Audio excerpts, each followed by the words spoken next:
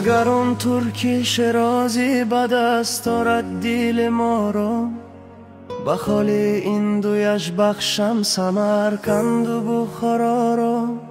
بیده ساخی مای باخی که در جنت نخواهی یافت، کناری آبی رکن آباد و گل گشتی مصلا را. فیغان که خین لولیان شوخ شیرین کاری شخرا شوب چونان، بردن صبر از دل که ترکان خانی اغمارا.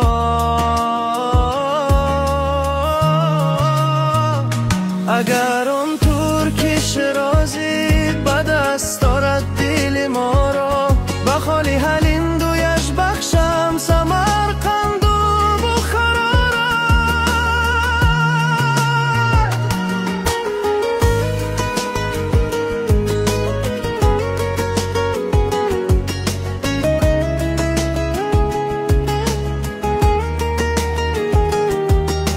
زی عشقی تمامی ما جمالی یار مستغنیست، با بورنگو خلوخت چی ازت اسنی زبارا. من از آن حسنی روز افزون که یوسف داشت دانستم، که عشق از پرده اسمت برون نارد زلیخا را. اگر دشنام فرمایی وگر نفرین دعا گویم، جوابی تلخ مزبت لبی لای شکر خورا.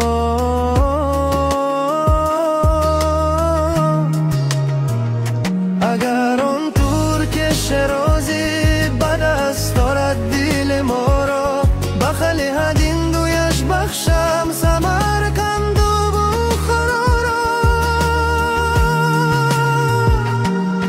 نصیحت گوش کن جانا که اسرون دوستر دارن، فوانانی سعادتمند پندی پیریدانا را. حدیث از مطرب و میگو رازی دهر کم ترجو، کی کس نکشاد و نکشاید به حکمت این معما را.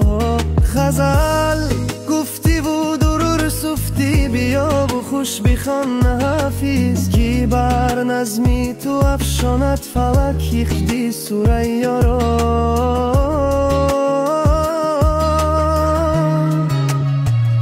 اگر اون ترک شرازی